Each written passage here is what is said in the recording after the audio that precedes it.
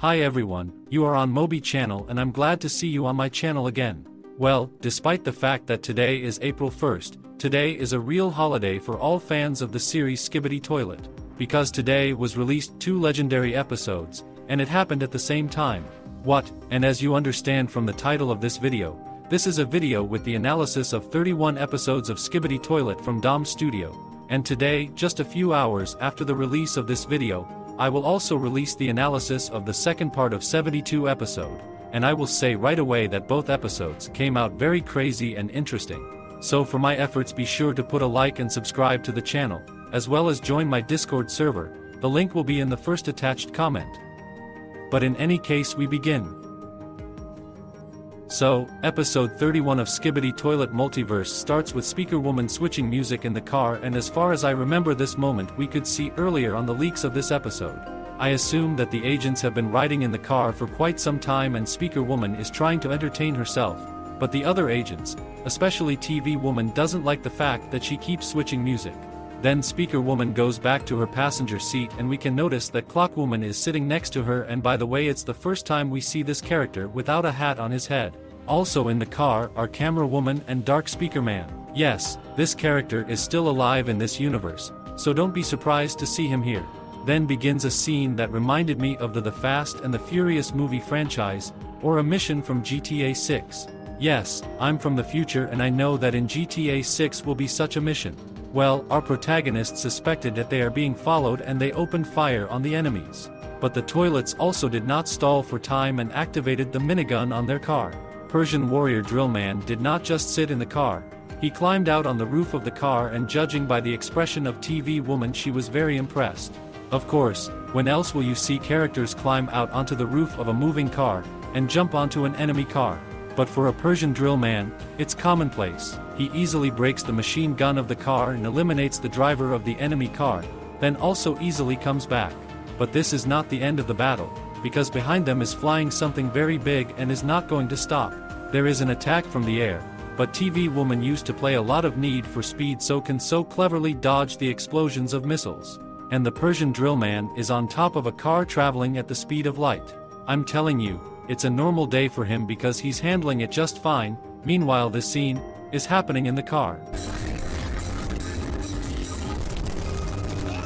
I'm kidding. This is actually what's going on there. But basically what I showed you before is also very similar. Next, the Dark Speaker Man opens fire on the enemies, but reinforcements appear from the air, and now the Persian Drill Man is not bored alone on the roof of the car. An enemy truck crashes into the car with the agents and Drill Man almost ends up on the pavement. His confused Skibidi friend could throw him off, but he prefers to stretch the pleasure. TV Woman tries to somehow turn the car around and throw the Skibidi of the SWAT team off the hood, but she can't do it, and then Speaker Woman joins the fight. She throws a few accurate punches at the Skibidi hybrid, but he's on steroids, so he throws her off and she luckily falls right into the enemy helicopter, and judging by the faces of the opponents, they are very happy to see her in their helicopter. Then Persian Drillman shows us one of the martial arts techniques, thanks to which he introduces Skibidi of the Special Forces to the asphalt, and the enemy truck is still obstructing the TV Woman. But the Speaker Woman has already dealt with the enemy helicopter, and it at high speed has already started to fall somewhere.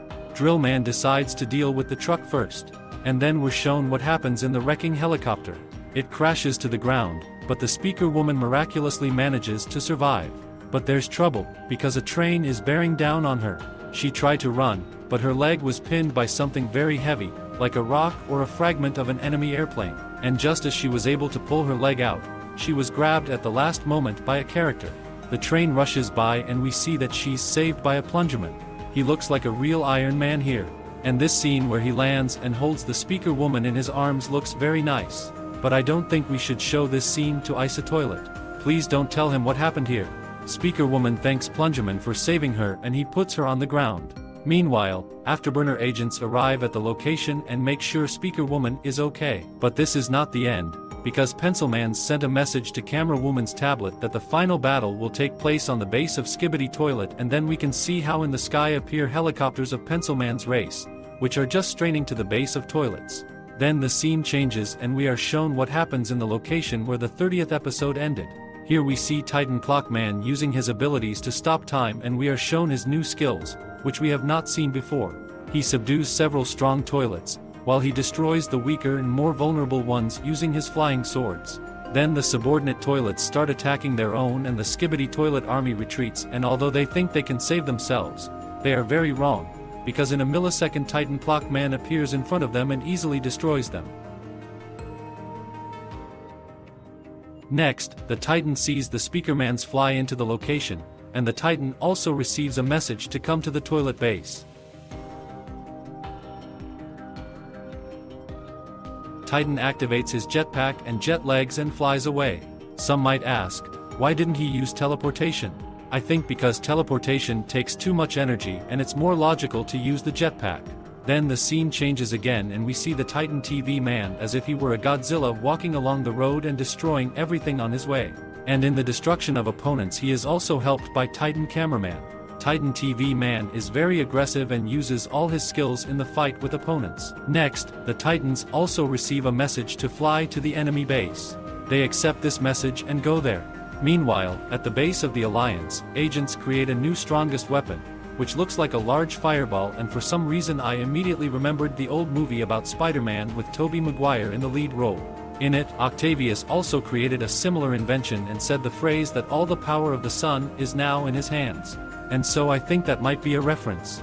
And in this lab they are also testing this weapon, and judging by this moment, they are happy with their invention. I only wonder what Titan they will attach this new weapon to, and I think it will be Titan Drillman, because he really looks like a dragon and his element is fire.